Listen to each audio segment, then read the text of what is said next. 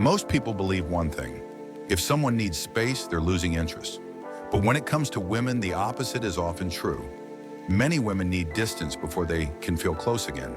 And misunderstanding this destroys more connections than arguments ever do. Imagine this. Everything felt good. Conversation flowed. Emotional closeness was building. Then suddenly, she slows down. She becomes quieter. She asks for space. The man feels rejected. The woman feels overwhelmed.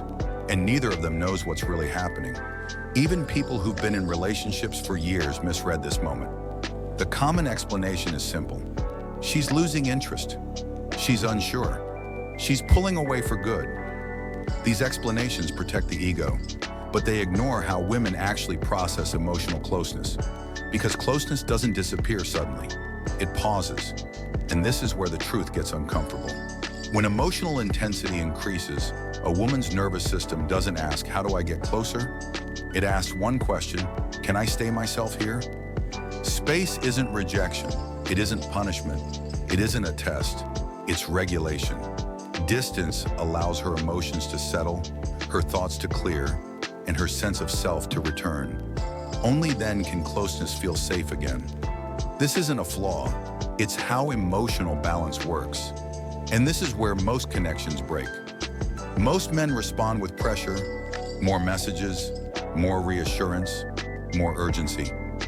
But emotional pressure, even when it comes from care, feels like loss of control. And when control feels threatened, desire shuts down. So the pattern repeats.